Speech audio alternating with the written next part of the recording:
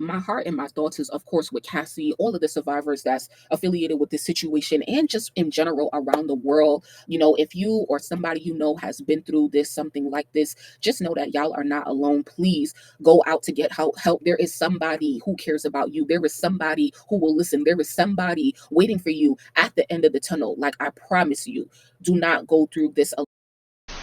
I talked about introducing Cassie's family, right? I said, I wonder what is her relationship like with her father, because we haven't heard much about her family at all outside of her mother and her brother, right? Still haven't heard about nothing. When the defense lays out, she got with Diddy while being with Ryan Leslie, right? At that point, Cassie is not even 21, because when they go to Miami for her 21st birthday, that's when he makes the official move, right? Like, and kisses her, right? But Diddy found her in an overlapping relationship. She was with Ryan Leslie, got with him, so obviously she was cheating on Ryan Leslie. There was overlap there. Now she's with Diddy, and then eventually, he introduces her to Kid Cudi. She's with him while on a break with Diddy. So it's like, I think that was the one where she said it felt like cheating or whatever. But actually, from earlier today, when I was listening to Tisa Tells, I wrote in my notes, I said, in this type of relationship, you have to establish what is cheating, because clearly this is an open relationship. And he obviously gets to do whatever, because Cassie came in as number two. Seemed like Kim Porter was always number one. To us, Cassie was number one, though. Because even, I have seldom memories. I don't remember a lot of seeing Diddy and Kim Porter together. Okay, in public, obviously. So, um, and then that girl Gina came around. So it's like Diddy could do whatever he want to do, but when she do what she want to do, it's a big problem. So, what kind of open relationship is this, and what is off limits and what is not? That's one of the big questions. Obviously, it ain't gonna get answered. So yeah, but I do so getting back to that point of like overlapping relationships is a pattern with Cassie. It is what it is. Men are cheaters. Sometimes women can overlap. People are not perfect and stuff like that. I think that Cassie has a love addiction. This is actually something that you can look up. I'm just going to do it real quick. Not going to get too, yeah. Love addiction, or pathological love, refers to an intense and unhealthy obsession with romantic partners, characterized by excessive craving, lack of control, and negative consequences. While not officially recognized as a mental disorder, it can be understood as a behavioral pattern with with similarities to addiction. So both of them already have addictions to substances and stuff like that. And who knows about, once again, that's why I keep bringing up, what is Cassie's relationship like with her parents, especially her father, because she has already, before she gets with Diddy, the defense establishes that she is already seeking out relationships with men who are 10 years older than her, right? And so there's that. I'm gonna leave that there. I do think that Cassie, in that love addiction thing, I think that Cassie has a pattern of romanticizing a lot of things, everything, like anybody, because even when he's paying for studio sessions, and she meets Kid Cudi in the studio because Diddy wanted them to work together and he paid for it and stuff like that. She starts seeing him, right? But it seemed like, and once again, the way that we're looking at these pictures, and what I'm saying, like what's coming out in court, what we're learning from what's happening in court is that Cassie gets with anybody who is in her proximity, right? So she doesn't really do a lot of like searching unless it's for escorts and stuff like that. She kind of gets with people who are close to her. And that's a little bit dangerous, clearly, because then you have a lot of overlapping relationships. And something that was supposed to be set up as a business working relationship ended up as more than that. Moving on to the next relationship, she gets back with Diddy after Kid Cudi. He hires her, Alex Fine, as a personal trainer. She ends up dating him, right? So she definitely does have a problem with romanticizing things, romanticizing people, and turning work relationships into something more. And I do think that it is a coping mechanism of like wanting to be loved, honestly, point blank, period. That is just what we're all searching for, and it's definitely what Cassie is searching for. But it comes up in a very dangerous way, to the point where she was willing to do anything for Diddy. And because I'm me, that's exactly how I would have broke it down. But that's why I have my own opinion. one of the lawyers I was listening to earlier was saying like you really have to, you know, prepare your kids for being in the entertainment industry because it seemed like Cassie was modeling in the business from she was a young girl, a young kid. I personally don't know. Obviously, she's older than me, so how would I really know? I don't even yeah. So but going to show that like she is kind of weak. Like Cassie is kind of weak. She kind of like falls for anything and for anybody, and she is chasing a bag, you know, like and so I think that you know, she is chasing a bag. She was chasing her career, which is why she got with Diddy because he obviously could have put her in a better position than she was without him. But you know, at some point you realize, you know, whether it's Cassie or whether you're you in whatever relationship that you're in, and if you want to get to a point where you know it's official or you're looking for marriage or whatever, you have your goal and the person is you're trying to get clarity from them where it's like where do you want to take this whatever, and when that person is not giving you clarity it may take you a while but one day you're going to wake up and be like yo, clearly this is impossible,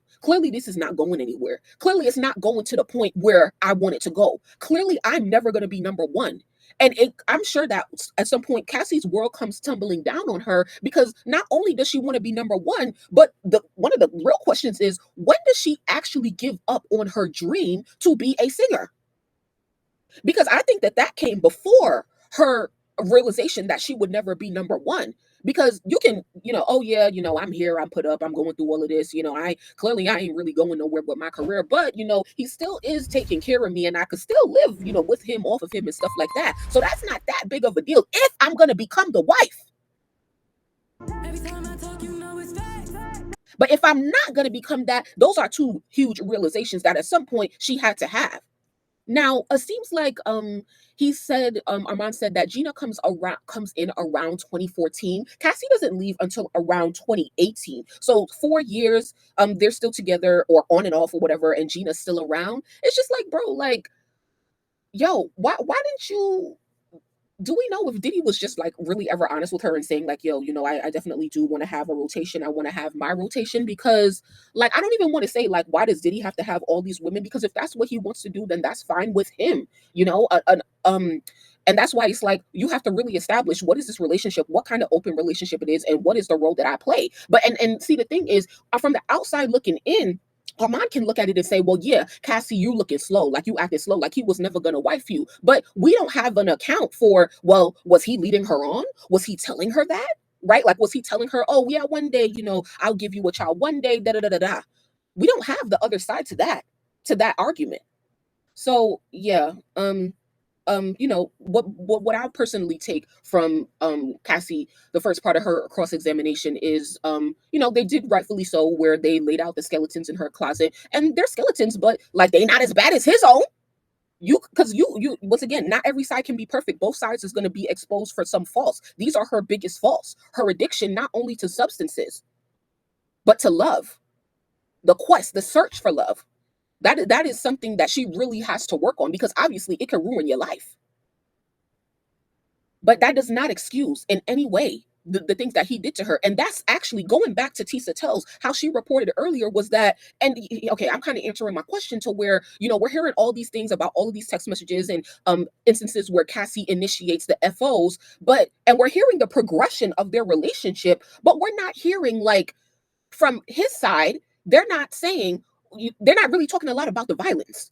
But that was the main part of Cassie's story. But so Tisa Tells earlier was saying the defense tried to make it seem like Cassie cheating with celebrity men was embarrassing to Diddy's ego, which, okay, I can understand that. But they're not even trying to make an excuse for, oh, like they're basically saying, because she cheated on him with celebrity men, he could do whatever he want, aka hit her, abuse her, X, Y, and Z. That still doesn't give you the right to do what you did. Okay? It still does not give you that right. I was going to say something else. Do you guys have any questions, comments, concerns, um, any of your own analysis? Did I miss anything? So Armand is saying that he don't think that their relationship is going to last because of all of the things that he has to hear about Cassie in court. And I obviously hope that that's not true. I really hope that both of them are able to stay strong. Armand was saying that, he heard Cassie's side and story from the direct examination point of view, whereas like he heard majority of the bad things, like, oh, he did this and this and this to me. But does he really know about like all of the times where Cassie initiated that stuff, but regardless, I really do hope that they're able to hold it down, to hold each other down, because of, this is humiliating for him, hearing everything that happened in court. And like, I would hate to see, their marriage have to be dissolved because of this. Because he was able to help her through it as well as help her to get to this point. And now they have 3 kids, and I don't know. I don't know. Like, so actually, like before Alex, right? Most of Cassie's partners have been black men. And so with what I've said about like she tends to get with people who are in her proximity, is like, is he even really her type, or was he just convenient? Now I'm sure he treats her well, and of course they love each other and stuff like that. But I wonder if like he wasn't in her proximity, would they have been together? But I really, really, really, really hope that like they could hold it down. Yeah, I hope he was prepared for this. I really do. I really do. Okay. Lastly, I want to show you guys. Let's go back here. Yeah, let's go back to Armand's channel, because after leaving court, he actually spoke to Cassie's attorney.